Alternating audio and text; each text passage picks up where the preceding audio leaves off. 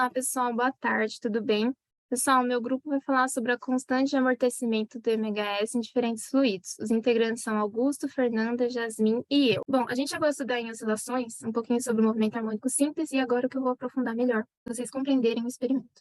O movimento harmônico simples é mais conhecido como MHS, né? E o que é, então, o MHS, Mari? É um movimento oscilatório em torno de uma posição de equilíbrio. Imagine a posição de equilíbrio aqui e uma partícula que fica oscilando em torno dessa posição, né? Como mostra nessa imagem aqui. E nesse movimento, os extremos, a velocidade vai ser zero, porque os pontos de inversão do movimento vai indo e voltando, indo e voltando. Então, nos pontos de inversão do movimento, o movimento da velocidade vale zero. Já no meio, que é a posição de equilíbrio, a velocidade é máxima. Então, resumo, extremos a velocidade é zero. No meio, a velocidade é máxima. E quando sai do extremo e vai para o meio, o que é? O movimento acelerado. E quando vai do meio para o extremo, é o movimento retardado. Então, o MHS é uma combinação de acelera e freio, acelera e freio. Aqui eu coloquei enfatizando, né, que quando a aceleração e a força resultantes são proporcionais e opostas ao deslocamento, o fato dela ser oposta ao deslocamento e a aceleração, e consequentemente a força, define o que é o MHS. Os dois melhores exemplos que a gente tem do movimento harmônico simples é o sistema massa-mola e o pêndulo simples. Mas primeiro a gente vai definir algumas grandezas para estudar essa dinâmica, que são importantes. A primeira grandeza é o período. O que é o período? Basicamente, é o tempo necessário para essa partícula completar uma oscilação completa. Uma grandeza importante é a frequência, onde usamos a letra F. A frequência nada mais é do que o número de oscilações por unidade de tempo. Então, a frequência ela vai ser o número de oscilações por unidade de tempo, né? E o período, que nesse caso é o tempo que leva para dar uma volta, 5 segundos, né? O período e o tempo é necessário para completar uma volta completa, né? A frequência utiliza a unidade Hertz. 1 Hertz equivale a 1 segundo, né? O período é medido em segundos, de acordo com o Sistema Internacional, e a frequência é 1 sobre o período. Então, é natural que o período pode ser descrito em termos de frequência, né? T igual a 1 sobre F e F igual a 1 sobre T. No caso do sistema massa-mola agora, a gente sabe, né, que em função de tempo, de acordo com a lei de Hooke, força igual a menos K vezes x sobre t, que é o típico movimento harmônico simples. Dele que deduz a função de x de t. De t igual a xm vezes cosseno, ômega t mais φ. O xm vai ser o deslocamento máximo, que é a amplitude. O cosseno, esse ômega vai ser a frequência angular, o t vai ser o tempo e o φ vai ser o ângulo de fase. Aí, a gente pode definir também a velocidade do MHS e a aceleração do MHS, né? A velocidade vai ser a derivada desse deslocamento da função. A aceleração vai ser a derivada da velocidade.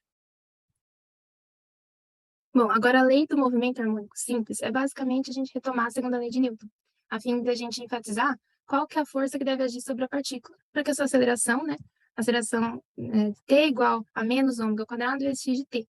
E qual é a força que deve agir sobre a partícula, né, para a aceleração. Então, a gente sabe que pela segunda lei, a força é igual a massa vezes a aceleração. Ou seja, a força nada mais é do que F igual a m vezes a aceleração, igual a menos a massa vezes ômega ao quadrado vezes x de t. A força é dependente do tempo, né? E a aceleração é dependente do tempo, visto que ela obedece essa relação, né? F igual a m, menos m vezes ômega ao quadrado vezes t. Então, a gente tem uma força restauradora, que é proporcional ao deslocamento. E conforme a lei de Hooke, né, que é F igual a menos K vezes X, a força é proporcional ao deslocamento com o sinal contrário, de forma que o K igual a massa vezes ômega ao quadrado. E a minha constante de proporcionalidade, que é m vezes ômega ao quadrado. O sistema massa-mola, ele constitui o oscilador harmônico simples, dito linear, onde o termo é linear indica que o F é proporcional à potência de X. A frequência do bloco no sistema massa-mola está relacionada à constante elástica e à massa. Então, nada mais é do que ômega igual a raiz de K sobre M, que é a massa. Ou seja, né, o período também pode estar relacionado a essa constante elástica, que seria ômega vezes T igual a 2π, que aí se torna, né, T igual a 2π sobre ômega. E conclui-se que o período do sistema massa-mola nada mais é do que T igual a 2π, raiz da massa sobre a constante K. Opa, e aí? Bora falar agora sobre o movimento harmônico simples amortecido. Em uma situação comum, no dia a dia, todos os movimentos eles são amortecidos, devido ao ambiente em que esses movimentos eles estão acontecendo. Todos esses ambientes serão considerados aqui como fluidos. O ar ele é um fluido, a água é outro.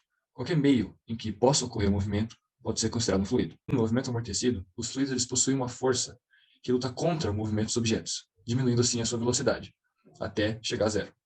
Nesse experimento demonstrado, há uma massa que está presa a uma mola.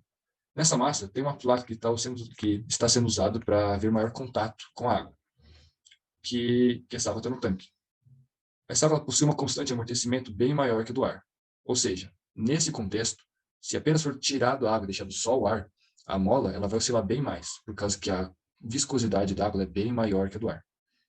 Na constante de amortecimento, o fluido ele exerce uma força de amortecimento proporcional à velocidade e depende da viscosidade do fluido, representada pela letra B. Na constante de amortecimento, o fluido ele exerce uma força de amortecimento proporcional à velocidade e também depende da viscosidade do fluido, representada pela letra B. Quanto mais viscoso, maior a constante de amortecimento e mais rápida a velocidade do objeto diminui. No quesito objetivo, tomamos como meta encontrar em específico a constante de amortecimento do ar e da água, assim como a viscosidade desses fluidos interfere no movimento do objeto que a gente escolheu no experimento. Olá, eu vou apresentar a parte de materiais e métodos para vocês. Os materiais necessários para este experimento foram um suporte, uma mola, um peso que tinha 0,121 kg, um reservatório e uma fita métrica que utilizamos como parâmetro de medição no tracker. Este experimento é bem simples. Em primeiro lugar, a gente pendurou uma extremidade da mola no suporte e a outra extremidade livre da mola, a gente pendurou o peso. Em seguida, esse sistema foi colocado dentro do reservatório e a gente fez um ponto referencial aqui para que tanto o experimento do ar quanto da água tivessem o mesmo ponto inicial de deslocamento. A única diferença entre a metodologia dos dois experimentos é que no experimento com água, a gente colocou água dentro do reservatório para ter uma melhor noção do movimento harmônico simples amortecido. E no experimento da água, a gente utilizou uma régua como parâmetro de medição para o tracker. Cabe ressaltar também que a gente se ajudou com umas pinças para deslocar a mola, o peso, perdão, até a marcação aqui no reservatório. E praticamente a metodologia foi essa. Agora eu vou ensinar para vocês como a gente utilizou o aplicativo Tracker para fazer a projeção dos gráficos. Então, continuando com a metodologia do experimento, para utilizar o tracker, é necessário gravar o movimento harmônico simples amortecido da água. Nós escolhemos fazer essa demonstração com o experimento da água. E a primeira coisa a se fazer agora é definir o quadro inicial e o quadro final, que vai ser nessa barra inferior aqui. Então, a gente reproduz o vídeo e definimos nosso quadro inicial. O meu, no caso, vai ser aqui. Então, com o lado direito do mouse, determinamos o nosso quadro inicial. Agora, continuamos até encontrar o nosso quadro final.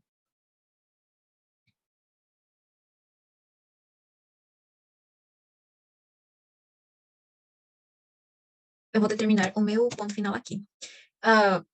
Uma vez que isso aqui está pronto, nós vamos definir o referencial de medida. Clicando na barra superior, nessa parte aqui, novo e bastão de medição, no meu caso, já que nós colocamos uma régua como referencial de medida. Então, aqui nessa lupa, a gente chega mais perto para ter uma melhor precisão e definimos as medidas. Eu vou colocar que é 0,180 metros e agora precisamos definir os nossos sistema de coordenadas. Uma vez definido o nosso referencial, o seguinte passo é definir o nosso sistema de coordenadas. Vamos dar um zoom. Eu vou definir o sistema de coordenadas bem no ponto de massa, que vai ser o que eu vou rastrear, que é aqui. O eixo das coordenadas precisa ser definido no começo do vídeo, para que o tracker comece a rastrear o movimento desde o começo. Aí, a gente vem na barra superior de novo e clica no eixo de coordenadas para esconder ele, para que seja mais fácil definir o ponto de massa. Aqui em Track, a gente vem em massa e no tipo de marcação, eu vou estar utilizando o linha vertical. Tá. Aí, a gente clica de novo e vem em trajetória automática. Uma vez que a gente tem essa aba aqui aberta, a gente aperta Ctrl Shift para conseguir definir onde que vai ser o nosso ponto de massa. No meu caso, vai ser no mesmo lugar que eu coloquei o eixo das coordenadas, que vai ser aqui. Aí, esse quadradinho vermelho vai indicar onde que vai acontecer esse movimento. Então, é necessário que a gente estenda ele até enquadrar todo o espaço em que o movimento acontece. Logo após isso, a gente vai definir aqui em qual eixo a gente tem interesse. Para isso, a vem em diagrama, eu vou colocar um eixo. No meu caso, eu tenho mais interesse no que acontece no eixo Y, então eu vou deixar como eixo Y.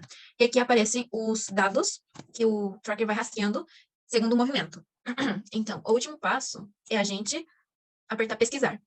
E aí, o tracker vai começar a rastrear movimento harmônico simples amortecido em água. Depois que a gente colocou pesquisar, praticamente ele vai mostrar o gráfico do movimento harmônico simples amortecido em água, que é esse aqui. Pode-se observar a coleta de dados que ele faz, e aqui como ele vai projetando o gráfico.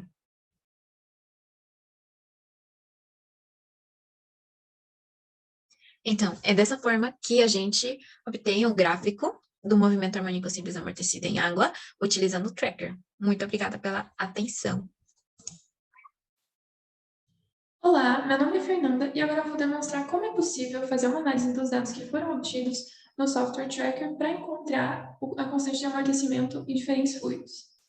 Bom, primeiramente, nós teremos que utilizar o gráfico que foi obtido após o rastreamento de todos os pontos e ir na função analisar. Ela vai abrir para nós uma ferramenta de dados, na qual nós teremos que selecionar qual que é a função que mais se adequa com o gráfico que é apresentado. Nesse caso, a função mais parecida é a do seno amortecido.